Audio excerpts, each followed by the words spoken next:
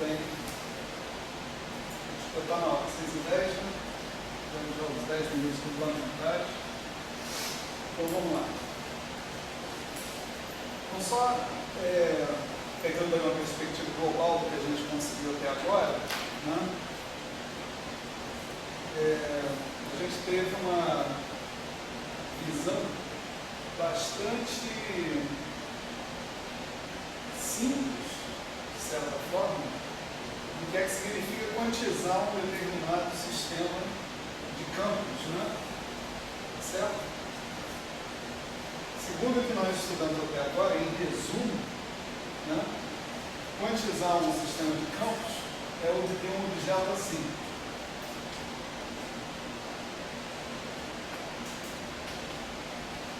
J, né, é definido como uma certa integral sobre o campo em questão que a gente está colocando.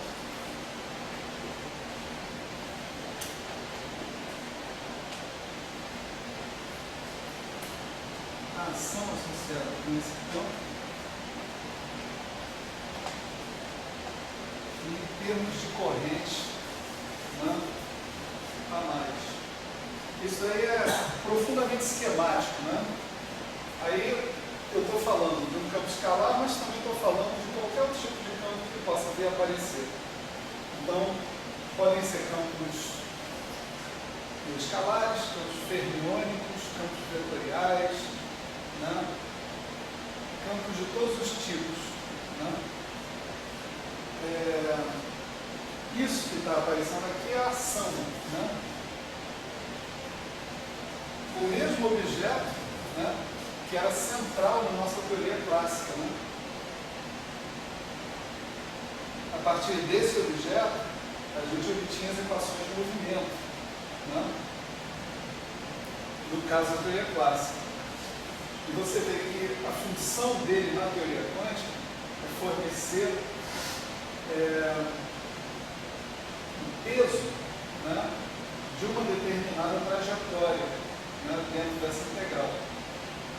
A integral é uma integral funcional, mas ela também é chamada de integral de trajetória, né, porque no final das contas ela é uma soma sobre todas as configurações.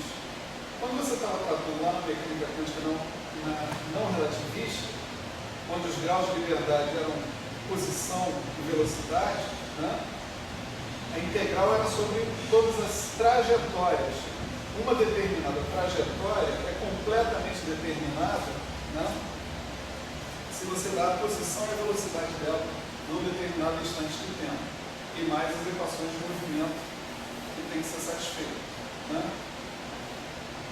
Coisa similar acontece com uma coisa de campos, né? Então, você generalizando o conceito de trajetória, você dizendo uma configuração de campo é o que eu agora chamo de uma trajetória, né? O que eu tenho a fazer para descobrir minha teoria quântica, segundo essa fórmula que está aqui, é efetuar essa soma infinita sobre todas as trajetórias possíveis, ou sobre todas as configurações de campo possíveis. Para cada configuração de campo, eu sei calcular isso aqui, né? Para que o J está dado, né? Eu disse, o J vale tanto, né? Para cada configuração de campo e para cada J, eu sei calcular esse objeto que está aqui, né? Então, calculo esse objeto que está aí para todas as configurações de campo, e o que eu obtive é essencialmente a minha teoria quântica.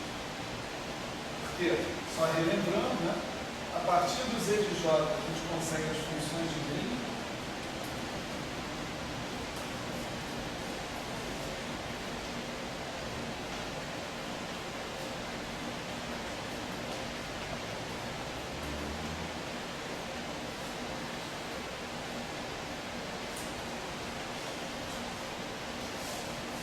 E a partir das funções de Green, eu obtenho a matriz S, né? E a matriz S é tudo que em princípio eu preciso saber quando eu estou considerando um problema de espalhamento, certo? Então, tudo que nós fizemos até agora foi para justificar isso daqui. E, na verdade, nós fomos um pouco além. Nós mostramos como é que se calcula esse objeto que está aqui. Né? Pelo menos de uma maneira que é curvativa. A gente tem uma ideia de como faz isso. Então, agora, o nosso trabalho, né, é considerar a quantização das teorias de Yang-Mills. Né? Então, nós vamos pensar um grupo de gauge, um grupo de calibre genérico, certo? E a gente terminou a aula anterior, né, justamente, dizendo o seguinte: a gente escreve o análogo daquela fórmula, né, para a situação em que eu tenho a lagrangiana de Yang-Mills, né, a ação de Yang-Mills. Então, o análogo dessa fórmula vai ser Z de eta barra J e A, né, dado pela integral sobre dψ dmi exponencial de I, ação de Yang-Mills. Desculpa, aqui era na anotação da aula passada, era Q barra, né? Q barra, a I, né? Mais os termos de fonte. Né?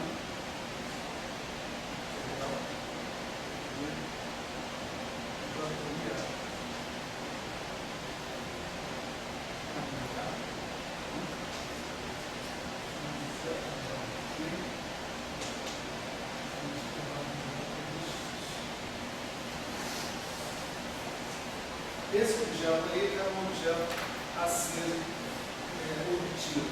Né? Aí eu propus que a gente fosse analisar o Z de zero, ou seja, a coisa pura, né? Na ausência dessas fontes externas que estão aqui. É claro que as fontes externas, elas mascaram a simetria de calibre desse Z, né? Porque se você fizer uma transformação de calibre aqui, como as fontes não transformam, né, você tem, você não tem invariância de calibre, em princípio, né, quando você tem as fontes. Agora, no limite de todas essas fontes vão para zero, você volta para a simetria de calibre. Então, cabe a gente observar se o Z de zero é um fator bem definido ou não. Né? E basicamente o Z de zero ele precisa ser bem definido de alguma forma por várias razões. Uma das razões é que quando você vai considerar a teoria do euclidiano, né, o Z de zero se transforma num objeto muito importante, né, para a análise da sua teoria via mecânica estatística. O Z de zero se transforma na função de partição. Exatamente. Então ele contém toda a informação estatística do seu programa. Você vai poder calcular energia livre, calor específico, essas coisas todas com esse objeto. Né? E depois que o Z de zero é utilizado como fator de normalização, então é preciso que ele tenha uma definição razoável. Né? Então, analisando o Z de zero,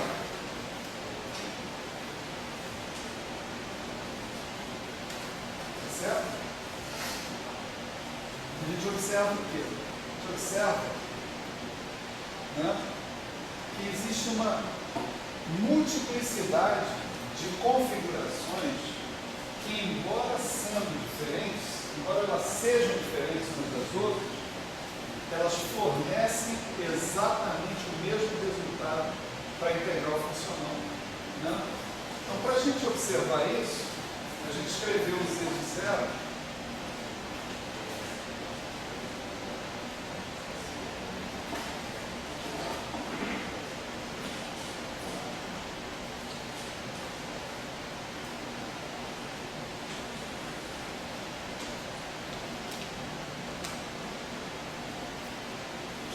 dessa forma, né?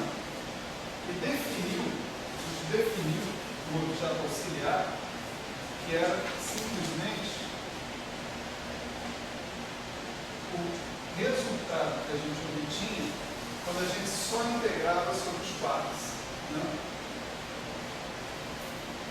Então, vamos supor que nessa integral funcional você consiga fazer integração sobre Q e Q bar, certo? Sob certas circunstâncias você até consegue, né? Então você vai ter um certo objeto que está aqui, né? Esse objeto que está aqui você pode chamar de ação efetiva, né? Se você quiser, porque de fato ele incorpora esses graus de liberdade fermiônicos, todos os efeitos dinâmicos desses graus de liberdade fermiônicos. Essa ação efetiva, ela tem duas opções para ela. Ela pode ser invariante de calibre ou ela pode não ser invariante de calibre. Tá? Então, nós vamos supor que essa ação efetiva é invariante de calibre.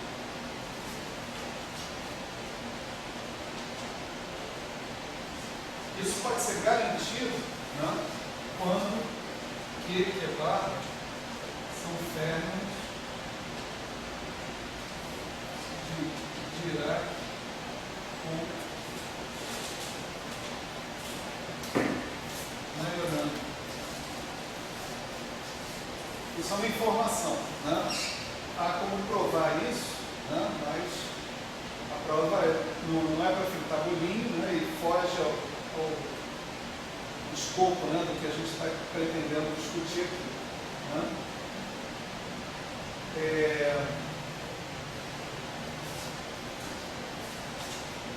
Não é, né, invariante de calibre se Q e bar são férmions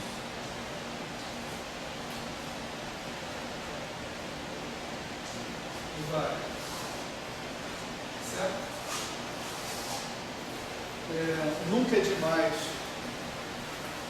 ressaltar, né, que essa é exatamente a situação do modelo padrão das interações fundamentais, né? Nas interações fundamentais nós temos exatamente essa situação de que a ação efetiva não é invariante de calibre. Agora, se eu esquecer o setor eletrofrágil, pensar apenas na QCD, né? Então, na QCD, os quarks são todos tomados como férmions de Dirac. E aí, está valendo a hipótese de que a ação efetiva é invariante de gauge, sim. Tá? Ok.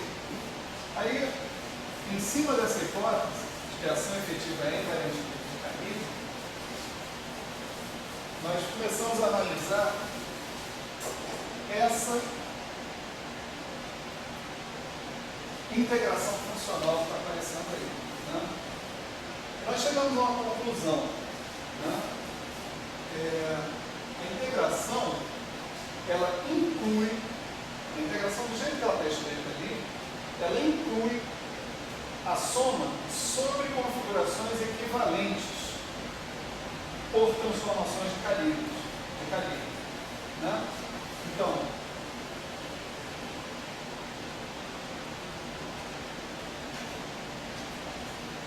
dado um certo amigo, né,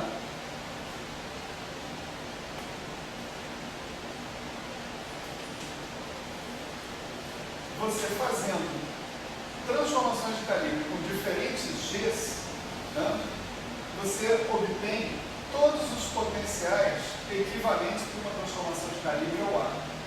Acontece que todos esses caras aqui fornecem o mesmo dado, porque o dado é invariante de calibre. Aquela propriedade ali. Não? Então, como você está somando sobre todas, absolutamente todas as configurações, você também está somando sobre essas configurações que são relacionadas umas com as outras por transformações de calibre. O resultado de somar sobre essas representações, sobre essas transformações, sobre essas configurações, vai ser então um fator multiplicativo, tá certo? O seu z de zero, né, ele é um certo fator multiplicativo, vamos chamar esse fator assim, de integral em 2g, vezes uma outra integral, tá certo?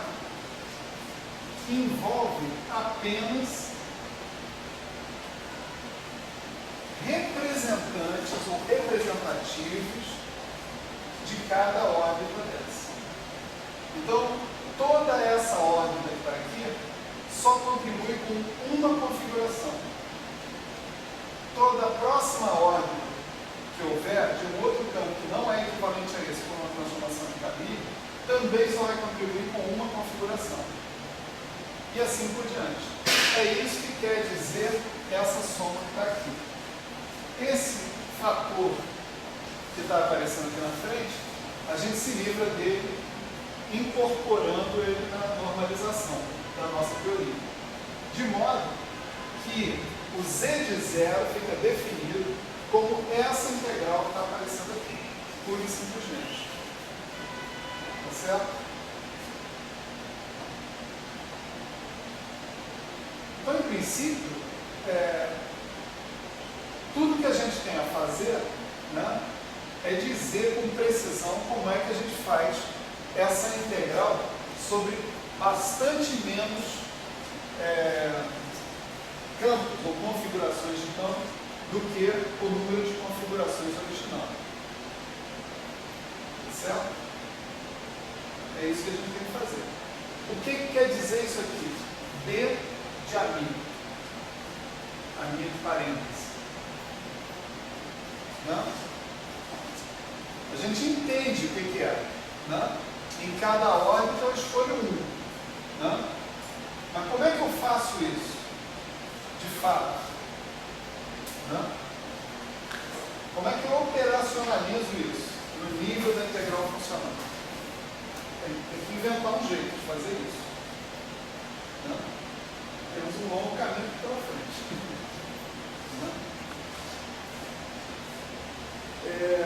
O negócio é o seguinte.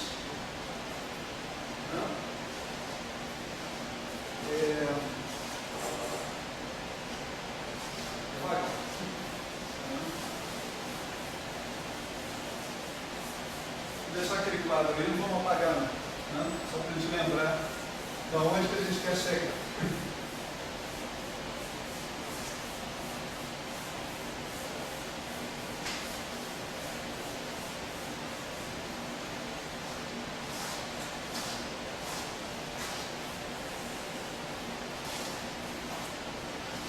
Eu tenho que dar um jeito de escolher em cada órbita, né,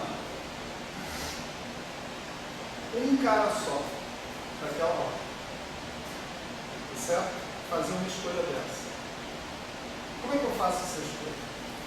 Né? Para responder essa pergunta, vamos ver a primeira teoria de calibre que a gente conheceu, né, que é o eletromagnetismo.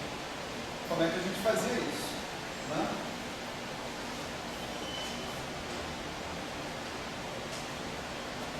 Como é que a gente fazia a eletrodinâmica quântica? Né? Ou na eletrodinâmica clássica, o problema da simetria de calibre, né, já se coloca na eletrodinâmica clássica. Né? Você pode pegar suas equações de Maxwell, que elas estão escritas em termos de E e B, né? São 4 equações de Maxwell. Né? 2 delas já são automaticamente satisfeitas uma vez que você escreve B igual ao rotacional de A e E igual a menos gradiente de φ menos dr dt. Certo?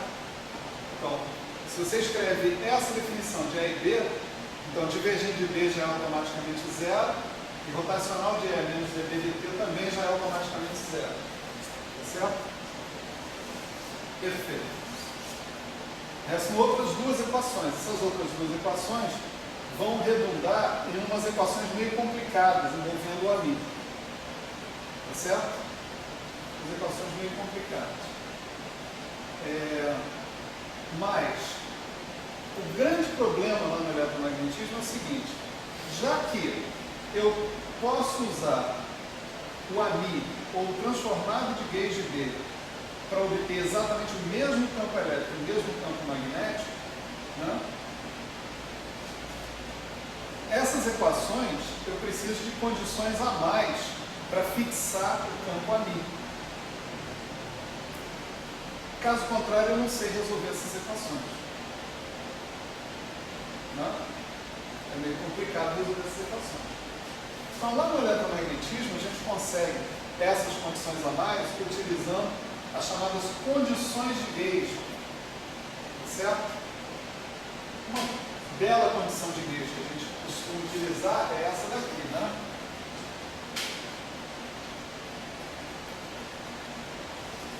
Gauge de Lorentz, né? Lá na eletrodinâmica. Então, a pergunta é a seguinte: se eu tiver uma configuração de campo que não satisfaz o gauge, essa condição, chamada condição de Lorentz, né? Gauge de Lorentz, a nível de Lorentz, será que eu posso encontrar uma outra configuração que difira desta configuração por uma transformação de calibre e que satisfaça a condição de Lorentz e que seja única? Essa questão é fácil de responder, né? Então, suponha que a milim não satisfaz tal que a milim não é zero. Né? Então, suponha que o nosso amilim se relaciona com uma configuração ami que sim satisfaça essa condição por uma transformação de calibre. Certo? Então, se você calcular dmi amilim, isso é dmi ami, que é zero, mais dmi alfa, que é o da lambertiano de alfa. Né? Suponha que esse amilim é uma configuração fixa, certo? Você tem uma equação aqui que é da lambertiano alfa igual a algo, uma certa função específica que você já conhece. Então você pode resolver essa equação assim: ó, alfa é igual a integral de df x menos y dmi amilim de y, onde o df satisfaz essa equação, ou seja, o df é a função de green do lambertiano. Certo? Então, o que a gente acabou de escrever aqui é o seguinte: dada uma configuração que não satisfaça a condição de Lorentz, sempre é possível encontrar uma configuração equivalente a ela por uma transformação de calibre, tal que a nova configuração satisfaz a condição de Lorentz e você sabe exatamente calcular qual é a transformação de calibre que você tem que fazer para chegar lá. Tá? Essa transformação é única. É possível a gente mostrar que essa transformação é única. Tá? Se eu pegar duas configurações satisfazendo a condição de Lorentz, a diferença delas tem que ser uma função cujo grau lambertiano tem que ser zero, ou seja, uma função harmônica, né, no espaço de Minkowski. Né? Com condições de contorno adequadas, você pode mostrar que essa função harmônica é zero. Tá? Então, é um problema de equações diferenciais você mostrar que realmente você não tem mais ambiguidades aí. O fato é o seguinte: o que nós acabamos de mostrar foi que a condição dmi igual a zero é uma condição atingível, tá certo? Ou seja, se você tiver um potencial de gauge que não satisfaz, você pode fazer uma transformação de calibre em cima desse potencial de calibre e obter uma outra configuração que satisfaz a condição, tá certo? Isso equivale ao seguinte: você está aqui na sua órbita, você está trabalhando com esse cara aqui. Esse cara aqui não satisfaz dmi a mi igual a zero. Dmi a mi G2 igual a zero. Você faz uma transformação de calibre com G2 você vai para a mi, por exemplo, e esse cara aqui satisfaz dmi a mi igual a zero. Tá certo? Então, isso nos mostra o seguinte, que uma possível maneira da gente resolver o problema de escolher um representativo, né, escolher um único cara por ordem, significa definir o que a gente chama de uma superfície, né, no espaço das configurações de calibre. Ou seja, uma condição de calibre, e essa condição vai interceptar as órbitas apenas em um ponto. Né? Esquematicamente, né, a gente tem uma situação como essa. Eu tenho várias órbitas, né, todas as órbitas, estou simbolizando aqui com esses três caras. E eu tenho uma condição de calibre.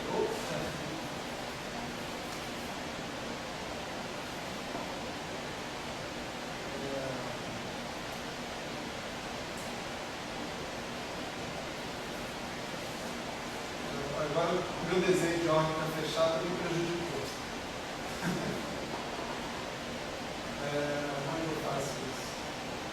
Vou abrir as órbitas. Vou abrir minhas órbitas. Então tem um cara que faz isso.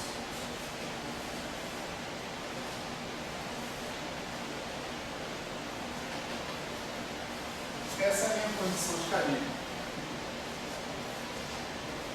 Ela intersecta cada órbita num único ponto.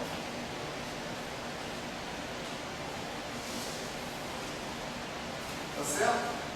Então, se eu impuser essa condição de calibre, o que eu estou fazendo é exatamente o análogo de fazer uma seleção de um cara em cada órbita. Tá certo? Lembra que é isso que eu quero? Eu quero integrar sobre os representantes. Tá certo? Então eu tenho que selecionar um cara por órbita. O resto eu posso jogar fora. O problema é como que eu vou fazer essa seleção. Né? Então, isso daí está mais ou menos na cabeça de todo mundo. Né? Como é que eu faço uma coisa dessas? Eu faço assim. Na minha integral funcional, né, e ali, eu coloco uma função delta. Né? A delta vai dizer que isso é diferente de zero quando f de ami é igual a zero. Não é isso? Eu vou botar entre aspas porque essa delta, né, já vai observar. Isso aqui eu só estou tentando passar a ideia, né, nesse momento. Né? E aqui boto o resto da história. Né? Se eu fizer assim, eu tenho uma coisa que seleciona em cada órbita apenas um representante. Mas a gente conhece a função dela. Né? A gente já teve contato com ela, no mínimo, no caso de funções de uma variável. Né?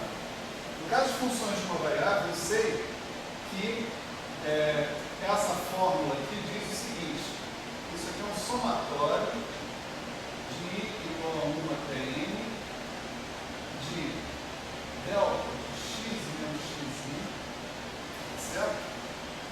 Dividido pelo módulo de f' de x em x igual a x. Né? Ou seja, tem um jacobiano, né, para levar em consideração. A diferença entre delta de x e delta de f de x, né, é um jacobiano. Esse xi é tal que o f de xi é igual a zero.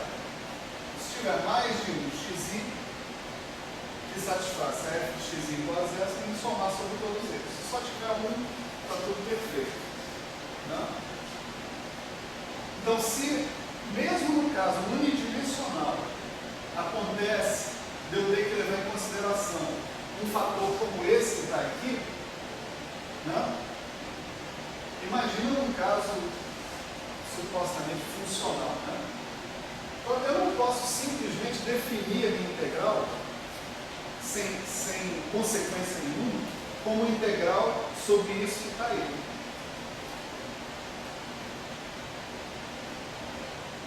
Eu tenho tal fator jacobiano para levar em conta. Então, os nossos queridos amigos Fadeev e Popov, né, eles inventaram um truque sensacional. Né?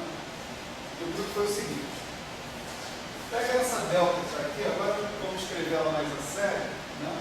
Vamos escrever o seguinte: o que eu quero, na verdade, é, assim como eu tenho delta 3, né? É delta de x1, delta de x2, delta de x3, né? Quer dizer, a delta é o produtório das três deltas, né? Aqui eu vou querer que f de ami seja zero para todo x. É que nem isso aqui, ó, dmi ami igual a zero para todo x. Né? Então eu tenho que ter um produtório em x do delta do f de ami de x. Certo? Eu sei que esse objeto eventualmente carrega com ele o jacobiano. Tá certo? Então eu vou fazer o seguinte: eu vou somar sobre todas as configurações de Gauge para fazer aparecer esse jacobiano. E vou descontar esse jacobiano aqui, com essa função aqui a ser calculada. Quando eu fizer isso, eu vou definir essa função de tal forma que eu vou obter 1. Tá certo? Olha só. Se eu simplesmente eu tenho que enfiar isso aqui dentro, de alguma maneira. Né? Mas eu não posso modificar a minha fórmula original. Né? Não posso modificar a minha fórmula original. A fórmula original é essa aqui. Ó. O que eu quero é que no final o fator de volume do grupo apareça e eu possa descartar esse fator. Né? Então, o que eu estou fazendo?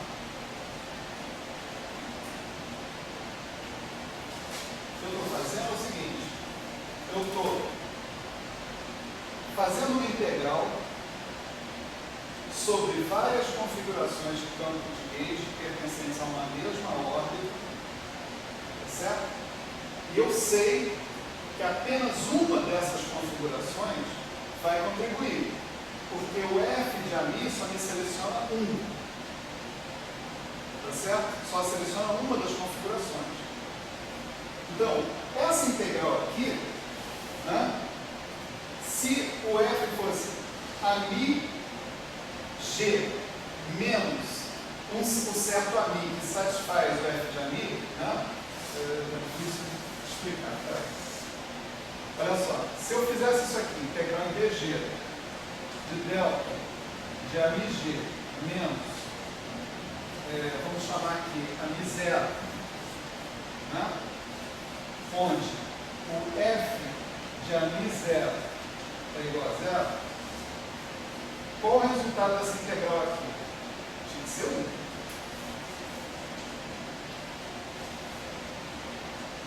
Não? Eu só ia ter suporte quando o ami, né, g, o ami lá de dentro da órbita, fosse igual àquela configuração fixa que satisfaz a condição de Gauge. É isso? Mas o problema é que eu escrever esse cara desse jeito que está aqui, eu já tenho que ter resolvido a condição de Gauge para aquela ordem. Eu não tenho tanto conhecimento assim, em detalhe. eu estou fazendo uma integral funcional, somando sobre todas as ordens, é impraticável eu resolver essa equação aqui para cada órbita de gauge.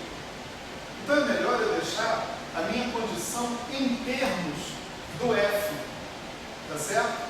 Então daí, eu ao invés de escrever aquilo ali, eu escrevo isso aqui.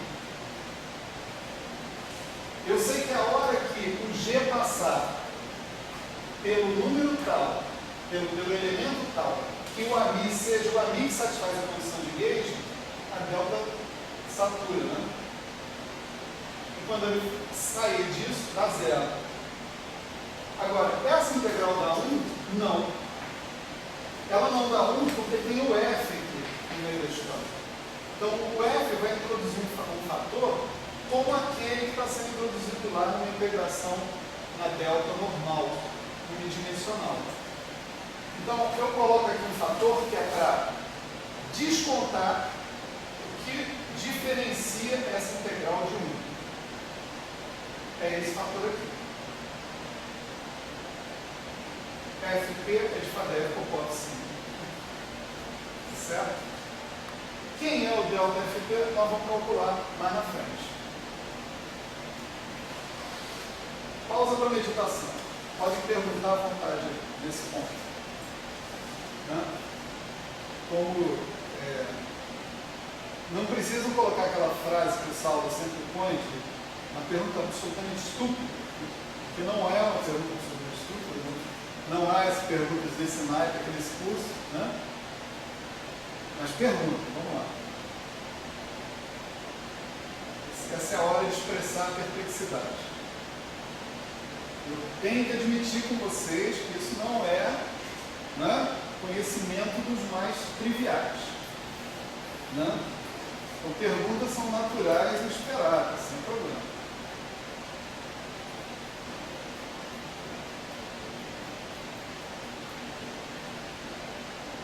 Consegue isso?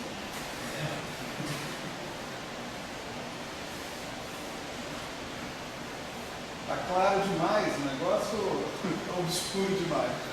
Está obscuro demais. Tá, então vamos começar a esclarecer. Não? Fala.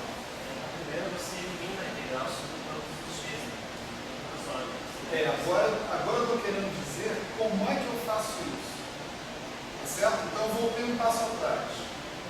Tá? Voltei um passo atrás. Considerando essa integral aqui de novo. Com todas as integrais sobre todo mundo, certo? Aí a pergunta é a seguinte: como é que eu faço, né? Vamos focalizar no problema, tá? Quer dizer, a gente já sabe qual é a solução, no final das contas. A solução vai ser: eu vou pegar um representante de cada órbita e somar só sobre os representantes de órbitas distintas, tá certo? O problema é: como é que eu faço isso? Tá? Bom, como é que eu faço isso? Eu posso fazer isso aqui, ó, né? Eu podia introduzir uma delta de AMI-G menos AMI-0 integrada sobre todos os Gs. Por quê? Porque isso aqui dá 1. Vocês concordam?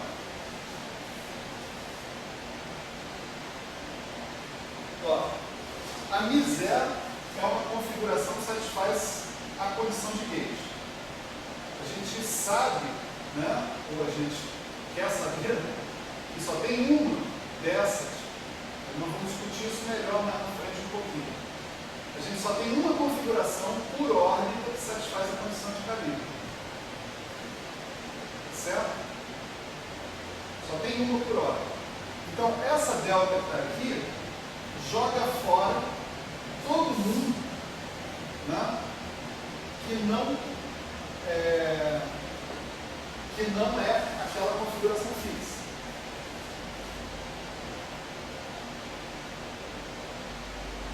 Dá zero quando o AMI-G não é o AMI-0 e dá infinito, sei lá, não. Quando o AMI-G é igual ao AMI-0. Né?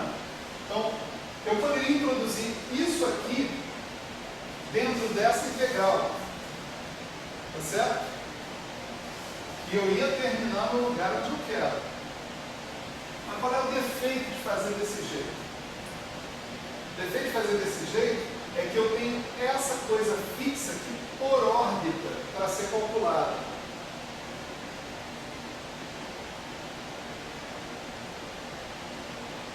Eu vou na órbita, eu imponho f de AMI 0 igual a 0 e tenho que calcular o AMI 0. Aí vou em outra órbita, imponho f de AMI 0 igual a 0 e tenho que calcular o AMI 0 na outra órbita. Eu tenho vários AMI zeros que não são equivalentes uns aos outros por transformação de gauge, tá certo? Esse cara não é equivalente a esse, não é equivalente a esse, assim por diante, né? Então essa equação eu tenho que resolver em cada ordem, tá certo?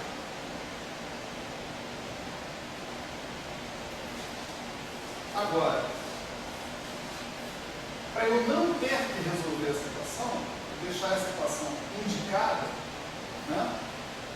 Eu, ao invés de eu colocar já a solução dela aqui, eu falo, não, basta eu impor que quando f de AMI é igual a 0, né, eu tenho uma contribuição. Significa que o AMI é aquele cara que satisfaz a condição de gauge na hora. Tá certo? Então, se eu integrar em DG esse cara, eu substituir isso que está aqui por isso que está aqui, né? Se eu fizer isso, eu me livro da tarefa de resolver a equação, a condição de calibre em cada ordem. Mas eu pago um preço. O preço que eu pago é porque isso aqui sozinho, né, não é um. Apelando para a experiência que a gente tem com funções de uma variável real, você vê, se você integrar aqui esse delta de f de x, você vai obter 1 sobre módulo de f' de x. Integra isso em dx. Você vai obter 1 sobre módulo de f' de x. Você não vai obter 1. Né? E quando você integrar aqui dx, essa integral daqui dá 1, né? Essas integrais aqui dão 1. Mas sobra esses fatores aqui. Então você pega e monta um fator aqui que é tal que normaliza essa integral. Esse fator é o que você chama de delta FT, o delta de Faber propósito. Certo? E agora eu vou mostrar uma coisa maravilhosa para vocês. Hein? Atenção, segura-se. Vamos lá.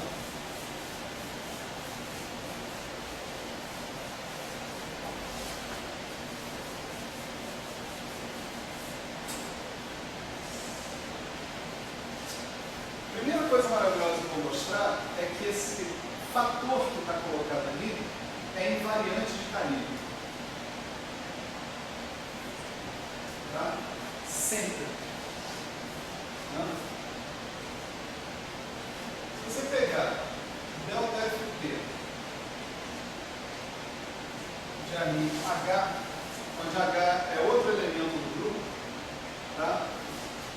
A equação que define o delta FT de AMI H é a seguinte: delta FT de AMI H integral em dg do produtório em x da delta de f de AMI H g de x igual a 1.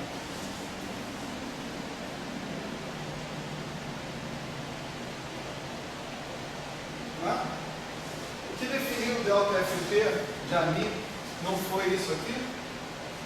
O delta FT de AMI H é só substituir AMI por AMI H. Não?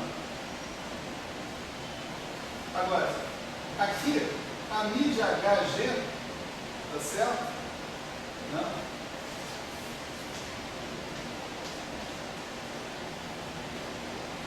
É a mesma coisa que AMI de HG. Então você fazer as duas transformações em sequência. Ah, desculpa, GH.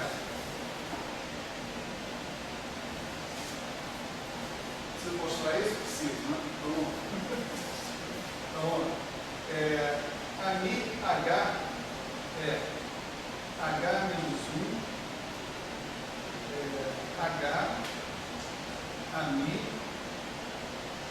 H menos 1, mais I sobre G, DI H, H menos 1. Agora ao contrário. Alguém lembra? Definição da aproximação de rede direitinho.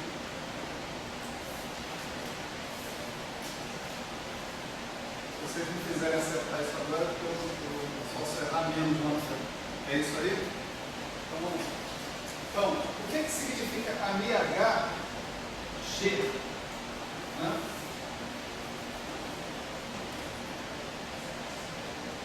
O que significa G, AMI-H G menos 1, mais I sobre... Eu vou trocar aqui a constante de acoplamento por E, só nessa fórmula aqui, para não confundir com o G, né? O elemento do grupo. Né? I sobre E, DIG, G menos 1. Tá certo? E agora eu venho aqui e substituo a MH pelo cara que ele é. Né? A MH vai ser G, H, AMI, H menos 1. G menos 1, mais I sobre E, G, DIH,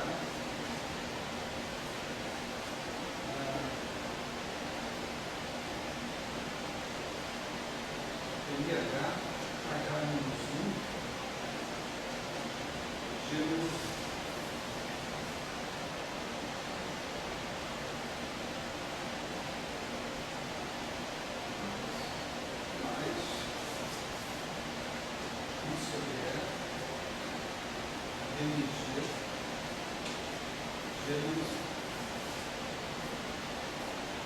Tá? Aqui eu vou inserir H menos 1. Certo? Então olha só o que eu obtive. GH, AMI, GH menos 1, mais I sobre E. Aqui eu tenho H menos 1, G menos 1. Isso daqui é GH a menos 1. E o que eu tenho é GDIH mais DIGH. Isso aqui é o DI do GH. Então isso daqui é o AMI do GH. Certo?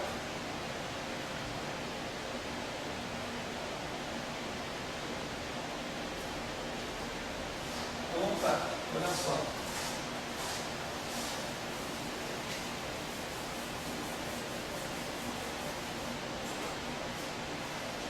Então, delta, fazer a conta de AMH vezes integrando DG do produtório sobre X delta de F de AMI H. G vai ser GH. Né? Foi isso que eu obtive, né? 1, né? É igual a isso. Né? Agora eu faço uma mudança de variáveis que vai ser a seguinte: G' é igual a GH. E eu vou citar para vocês uma propriedade, isso é uma medida de integração sobre o grupo. Essa medida de integração é chamada de medida de Haar. Tá certo? E a medida de Haar, ela é definida de maneira invariante por multiplicação à direita, que é exatamente o que está acontecendo aqui. Ou seja, DG' igual a DG.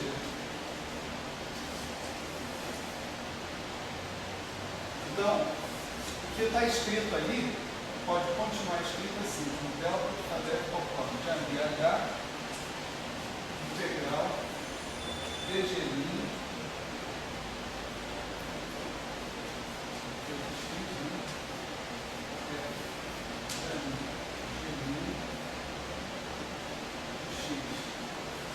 Mas isso que está aqui, né, é a mesma coisa que isso aqui, ó, né?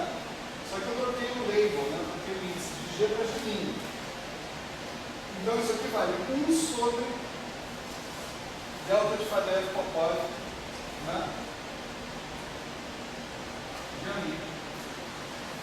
Você obteve delta de Faddeev Popov da BH sobre delta de Faddeev Popov da Mi é igual a 1. Conclusão.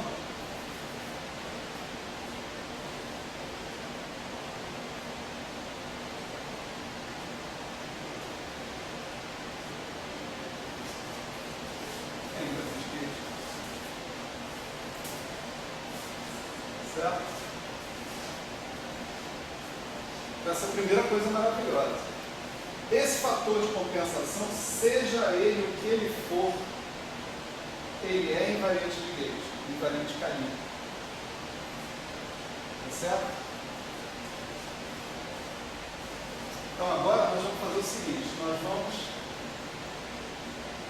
enfiar esse 1 que a gente definiu aqui dentro dessa integral. Ou seja, a gente não vai modificar a integral. Nós vamos multiplicá-la por 1.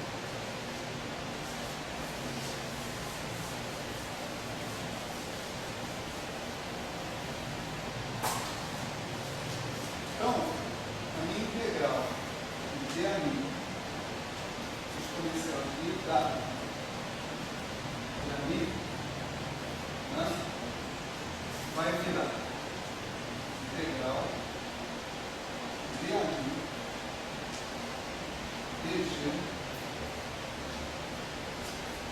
de delta ft de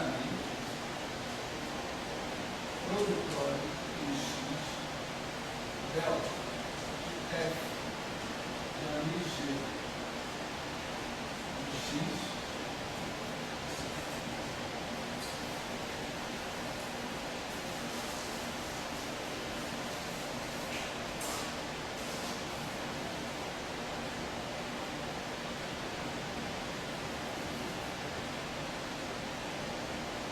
exponencial de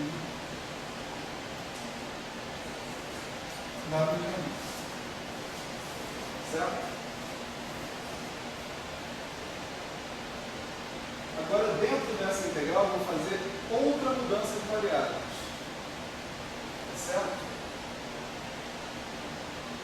Eu vou escrever toda a integral em termos da variável a mi g a menos 1.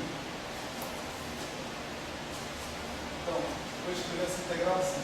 D de ami g menos 1 dg delta de Faddeev Popov de ami produtório em X delta de f de ami g menos 1 g x exponencial de w de ami g menos 1. Isso aqui não passa de uma reindexação, tá certo? Estou reindexando a minha variável de integração, mais nada. E agora vamos aproveitar, aqui faltou a minha g menos 1. E agora eu vou aproveitar as propriedades dos objetos que eu tenho aí dentro dessa integral. Primeiro, isso aqui eu tenho que reconhecer que é mais uma coisa tirada do bolso, né? Que nem isso, né? A medida da integração sobre o campo de Gauge, sobre o grupo de Gauge, a medida de Hart, ela é invariante. Segunda coisa tirada do bolso, né? A medida de integração do campo de Gauge é invariante de Gauge. Né? pode escrever assim, pode ser provado. Tá? Então isso pode ser provado. Não é nem tão difícil assim, mas também nos desvia do nosso caminho. Tá?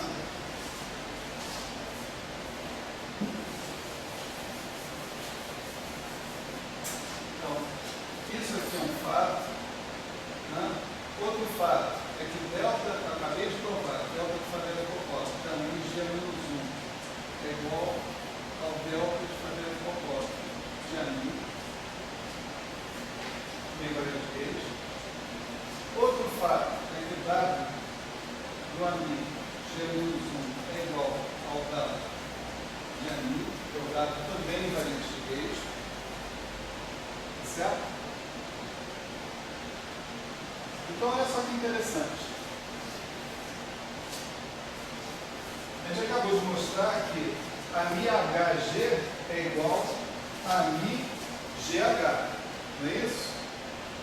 O que eu tenho aqui é a MiG menos 1G. Então, isso aqui é a MiGG menos 1. A GG menos 1 é 1. Né?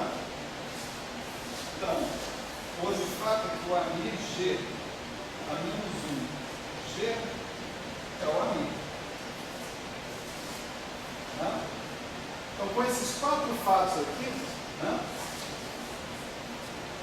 o objeto que está aqui em cima, ele se torna integral BAMI, BG,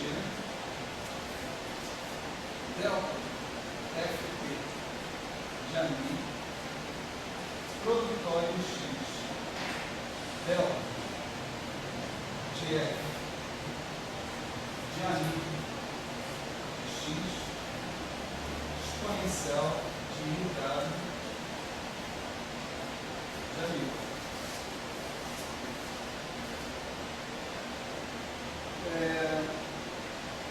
Dois pontos na média para quem. Sacanagem. Não? Bonificação especial para quem observar alguma singularidade, alguma coisa interessante nessa fórmula final que a gente chegou.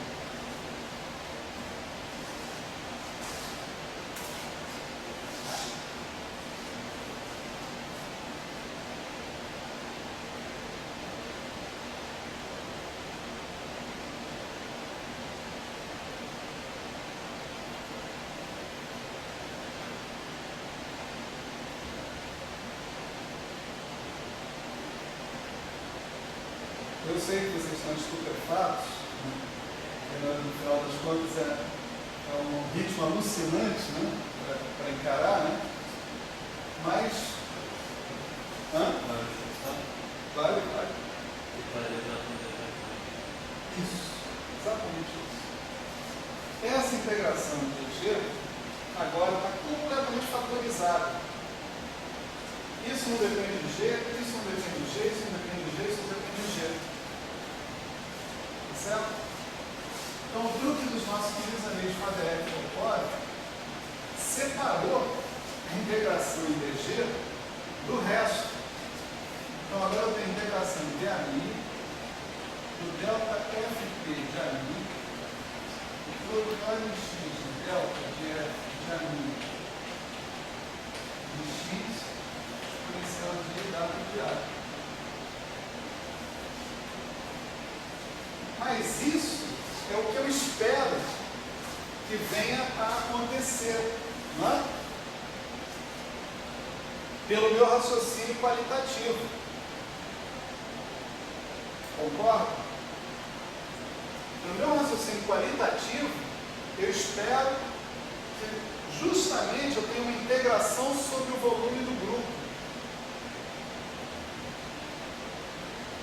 E que agora eu só integre sobre os representativos.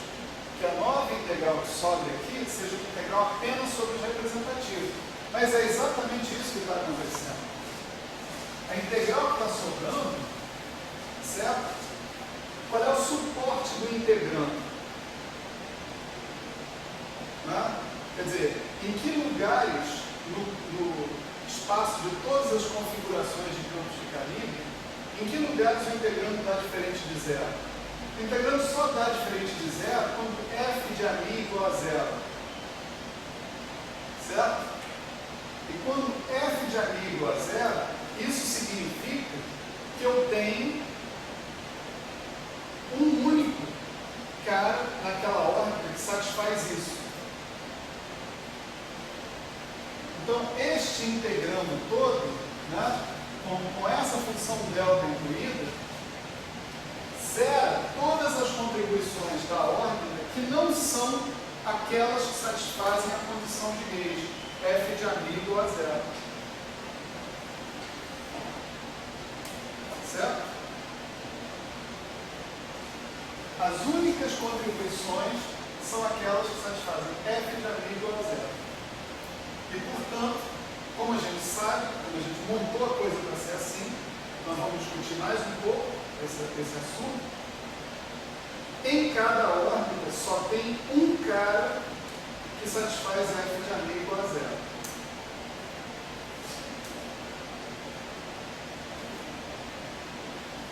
Portanto, eu consegui a minha integração sobre o espaço dos representativos. Eu tenho alguns probleminhas ainda, né? Eu tenho que descobrir quem é esse delta FP de A', né? Descobrir quem é o delta FP de A', e tenho que lidar com essa função delta que está aparecendo aí, né? Mas já dei um passo na direção da definição daquela integração que está ali. Certo? Eu posso escrever, né, agora,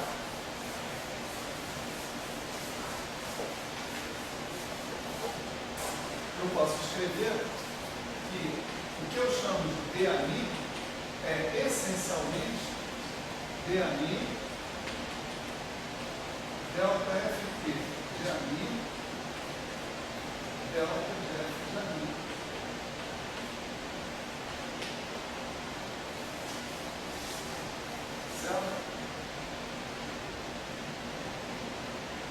Aí, dessa forma, está tudo muito bem claro, muito bem definido, certo? O delta de F de AMI, ele me faz com que, para todos os AMIs que não satisfazem F de AMI igual a zero, isso aqui dê zero. Né?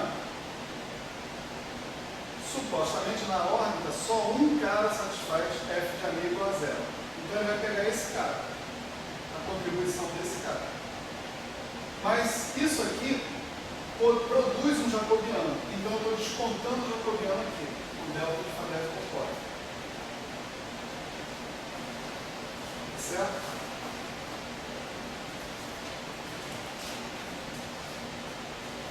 Não nem perguntar, fácil ou difícil? É difícil? Não? Não vamos simplificar, super simplificar as coisas. Né? É difícil, à primeira vista, da primeira vez que a gente estuda isso, a gente pegar fluência nesse assunto. Né? Essa é a primeira vez, eu espero que não seja a última, né? Que vocês vão ter acesso a isso. Né? Mas, de qualquer forma, vocês já estão vendo, né, que teorias de calibre, né, integrar funcionalmente teorias de calibre é bem mais complicado do que fazer uma integral funcional normal. Né? E a razão disso é que você realmente tem que descontar as configurações que dão contribuições equivalentes, fisicamente equivalentes. Né? Sua integral, ela tem que ser uma integral sobre as configurações fisicamente não equivalentes. Essa é a lição que a gente aprende nessa história. Tá bom?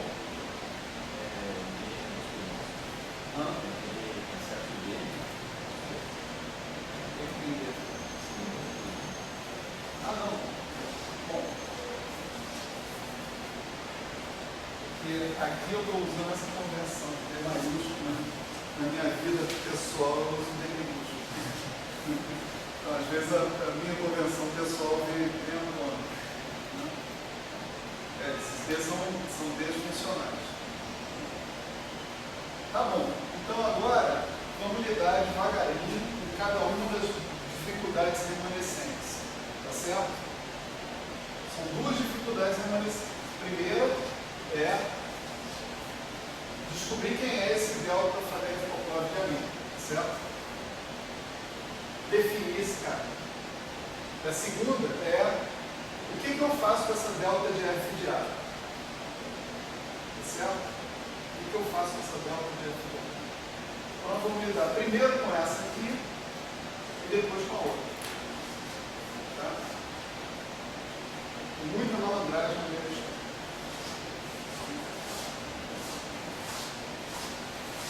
Agora eu vou apagar aqui porque já está todo mundo sabendo aonde é que tinha que chegar, né?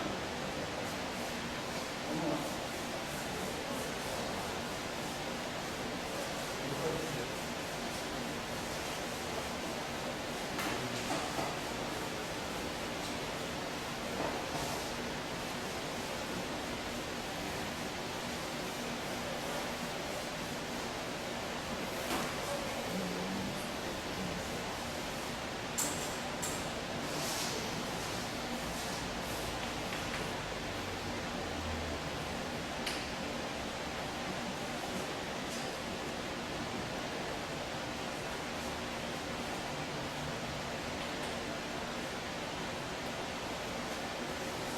Certo? Vamos calculando os deltas Faddeev-Popov. Né? Bom, a gente calcula ele a partir da definição. Tá certo? A definição dele, né, é assim: delta Faddeev-Popov de amino integrado no EG de delta todo igual a x delta de x.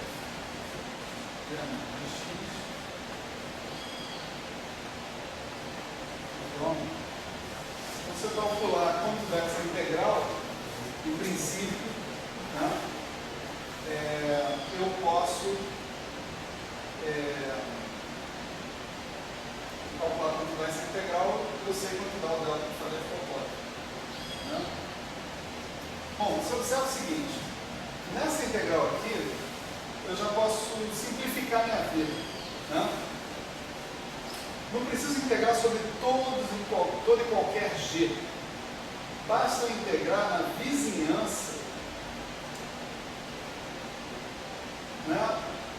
Supondo que o meu amigo, já que o meu delta de Faddeev-Popov de amino é igual ao delta de Faddeev-Popov de amino zero, onde F de amino zero é igual a zero, né? Então, nessa fórmula que está aqui, eu posso substituir amino por amino zero, concorda? Tá certo? Eu posso botar zero aqui, né? Como esse cara é igual ao outro, né, eu posso tirar o zero da história. E eu posso calcular esse cara aqui a partir do amino zero. Né? Então, quanto dá F de amino zero G? Esse cara só vai dar alguma coisa diferente de zero, né? Potencialmente diferente de zero para G infinitesimalmente próximo à identidade. Não preciso calcular para todos os Gs possíveis e imaginários. Né? Então, esse cara que está aqui, eu vou supor que o G é infinitesimal. G aproximadamente a identidade.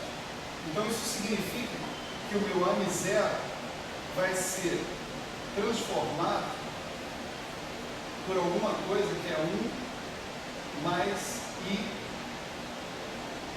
θ A TA, onde esse θ A é infinitesimal.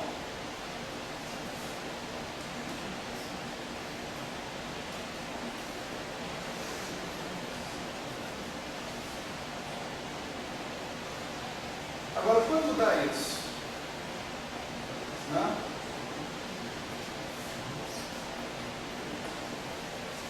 Primeiro vamos ver quanto dá o AMI na configuração genérica AMI sendo transformado por um elemento infinitesimalmente próximo à identidade. Isso daqui dá 1 mais I θ TA AMI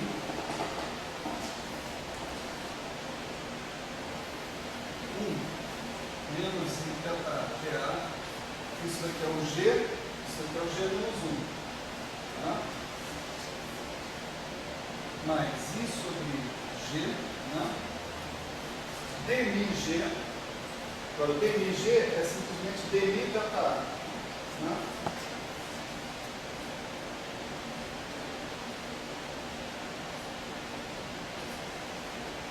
Né?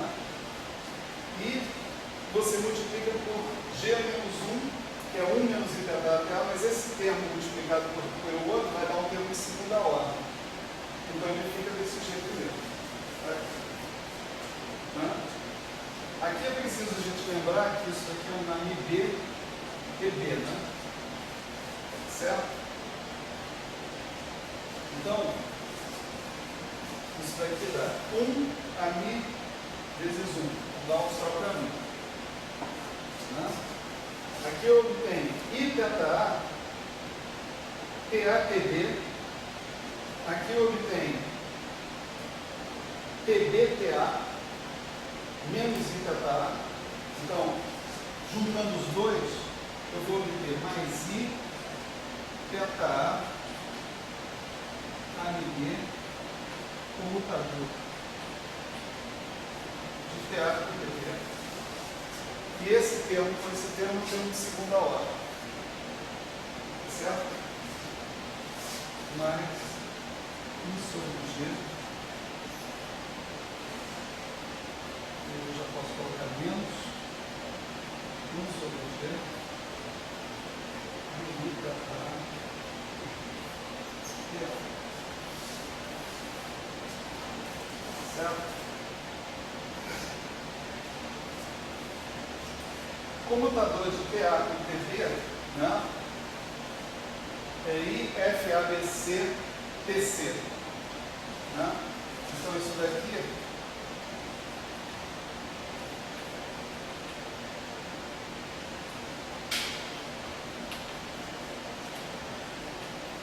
eu coloco para mim menos 1 sobre G dμ θ TA menos FABC θ AMB TC. Certo?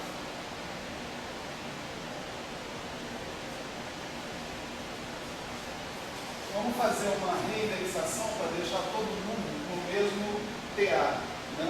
Ali. Então vou chamar C de A e A de C, certo? Então isso aqui vai ser A, isso aqui vira A. Isso aqui vai ser C, e isso aqui vira C. Certo? Então, daqui eu tiro que isso vira AMI.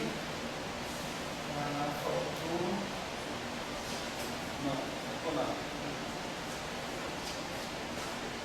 Menos 1 sobre G dμ θ TA menos dμ θ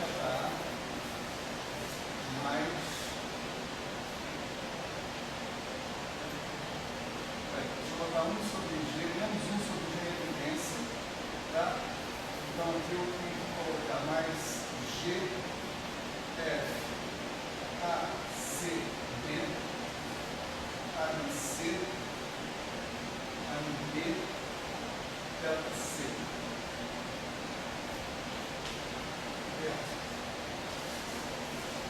que a constante de estrutura ela é completamente antissimétrica. Se você pegar o A e passar para frente, ela passa por cima de dois índices e não passa por cima.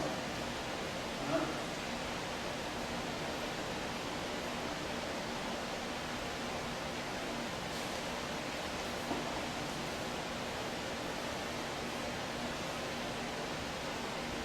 Bom, esse objeto que está aparecendo aqui, né, é a derivada covariante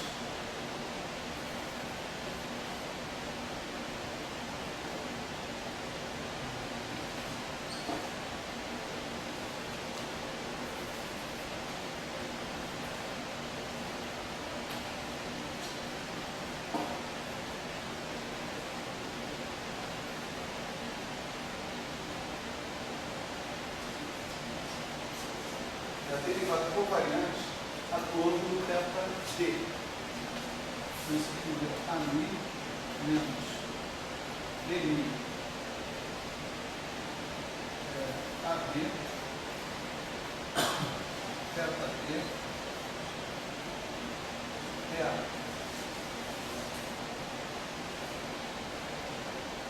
Lá na lista de exercícios, né, talvez quando vocês encontrarem as equações de movimento do campo de Arquimedes, vocês vão ter acesso à derivada covariante. Né? Muitos aqui estão fazendo o curso de Arquimedes com LAL, já fizeram o curso de Arquimedes com LAL.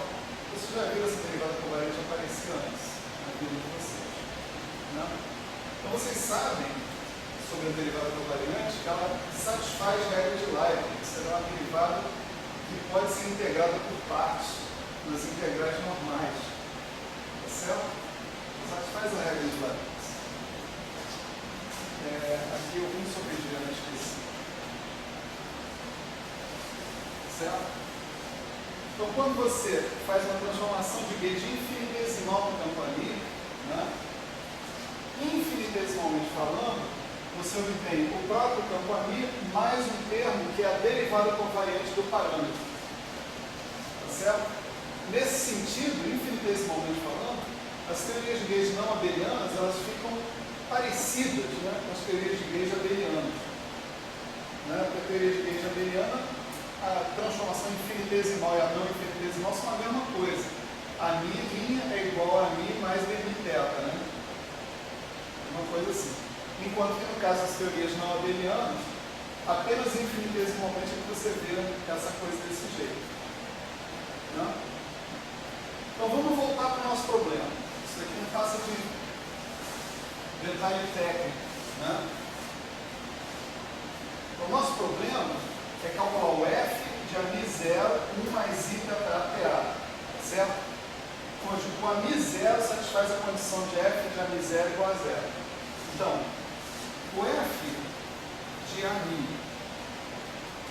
1 mais η para TA, AMI0, né?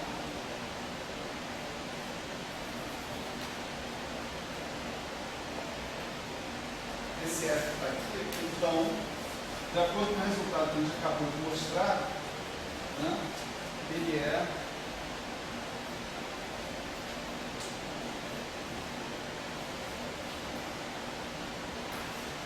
isso aqui, né? Se eu quiser botar um índice A aqui para me livrar desse gerador, né? Certo? Se eu botar um índice Azinho aqui, né? A minha TA, eu tiro o TA da jogada, então eu sei que o AMI-A vai em AMI-A menos 1 sobre G de IAD delta B. Né? E isso daqui, infinitesimalmente, eu posso expandir. Né? Isso vira AMI0, né? AMI0 menos para e aqui eu vou botar DMI0 para indicar que eu tenho que calcular essa derivada covariante com o campo AMI0. Né? Então, o f de AMI0 mais uma coisa infinitesimal é o f do próprio AMI0 menos 1 sobre G. E aqui tem que aparecer uma derivada funcional. Né? Então vai ficar integral em dx, a derivada funcional do f de ali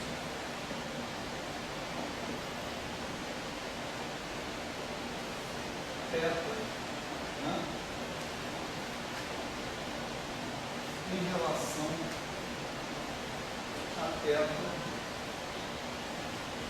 a vezes a variação que está aparecendo aqui, de 0 a b, θ